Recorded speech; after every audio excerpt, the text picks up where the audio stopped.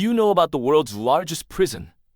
This massive prison can hold up to 40,000 inmates, housing some of the most dangerous and ruthless individuals on the planet. Inside these walls are the worst of the worst criminals deemed too dangerous for society. Welcome to CECOT, the largest prison in the world by capacity, built in El Salvador to contain the most high-profile criminals. For those who enter, there is no escape, only a lifetime behind bars with no hope of ever walking free again. But why does a small nation of just 6 million people require such a vast prison? The answer lies in the gangs that once controlled the country. A dramatic crackdown on gang activity began in March 2022, leading to the mass incarceration of over 70,000 people, around 2% of El Salvador's adult population, within a span of just 16 months. Under President Nayib Bukele's administration, thousands of gang members were transported to CECOT in a meticulously coordinated nighttime operation. Seated in rigid formation, heads bowed, they resembled a single entity, encircled by armed security forces. None dared to defy orders. Their lives changed in a single night. Established in 2022, this sprawling prison consists of 8 distinct sections, spread across 410 acres. Each pair of modules is encased by dual 3-meter-high walls topped with razor wire, while the entire compound is fortified by a towering 9-meter wall reinforced with a 3-meter electric fence carrying a lethal 15,000 volts. 19 watchtowers ensure complete surveillance, designed not just to prevent escape, but to erase the very thought of it. Advanced jamming technology blocks all signals within a 2-kilometer radius, ensuring absolute communication blackout. And more than 600 soldiers are assigned solely to guard the facility. A high-capacity X-ray scanner, capable of detecting even bones and internal organs, is used to screen newcomers, preventing any attempt to smuggle contraband. Some inmates have historically resorted to swallowing objects or concealing items in their bodies. Anything from memory cards to microchips and phone chargers. A second manual body search is conducted to ensure nothing gets past security. One of the biggest challenges CECOT faced was identifying prisoners.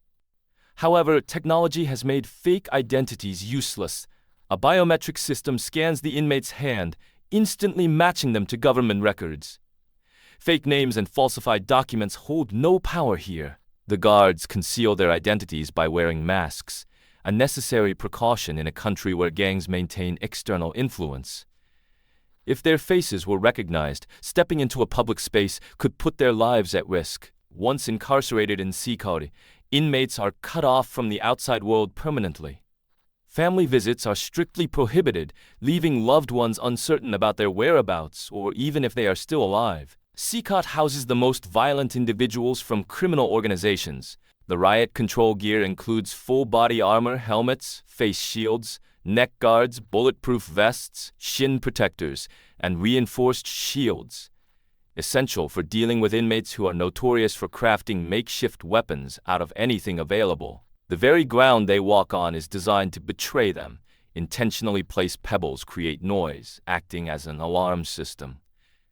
CECOT is entirely self-sufficient with its own power and sewage systems.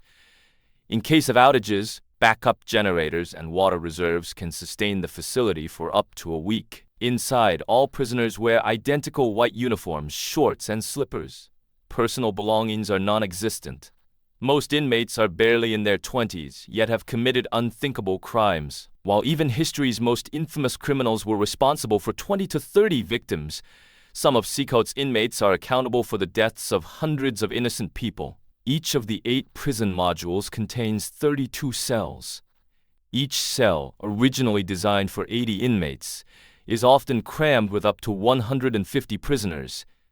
Despite not reaching full capacity, each inmate is allocated a mere 0.5 square meters of space. There is no outdoor area, no fresh air, no break from the confinement. Sentences here are unimaginably long. Sunlight is a privilege inmates will never experience again. The only people permitted to enter and leave are prison staff and, on rare occasions, select members of the media. A look into their eyes reveals a chilling truth: emptiness, hopelessness.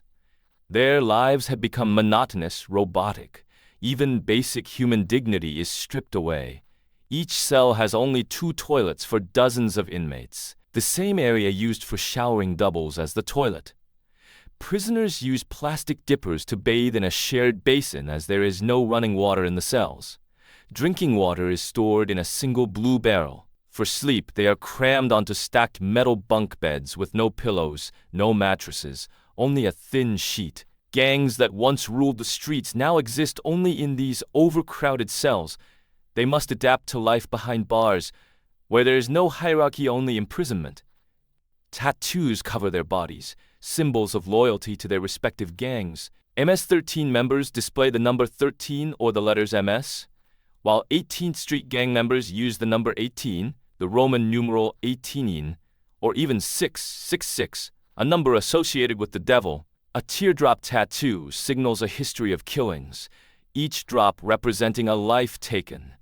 Some criminals claim they acted under demonic influence, permanently marked with tattoos like devil horns or spider web, a sign of being trapped in the justice system. Above them, a catwalk gives guards an elevated vantage point, ensuring complete oversight of the cells. If any movement seems suspicious, intervention is immediate. An extensive network of security cameras captures every moment, 24/7. The lights never go off. Even at night, inmates are bathed in artificial light, forcing them to cover their eyes with towels just to sleep. The real test: survival.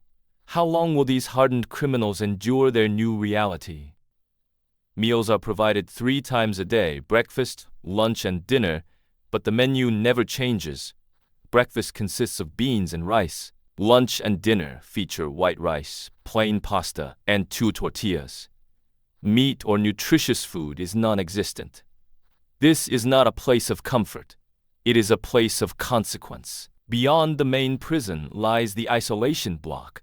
Any inmate who breaks the rules is sent here, a punishment feared even by the most hardened criminals. According to the law, prisoners can be held in isolation for up to 15 days. These cells are featureless, with only a concrete slab to sleep on. There is no way to tell time, no certainty about when they will be released back into the general population. It is total sensory deprivation. No books, no distractions, just the crushing weight of solitude. Even the most dangerous criminals begin to break under such conditions. CECOT is not a place anyone would want to visit, let alone be imprisoned in.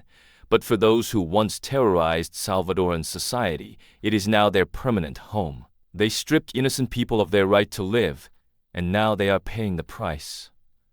The message from the Salvadoran government is clear. Crime will no longer be tolerated, and the punishment is absolute.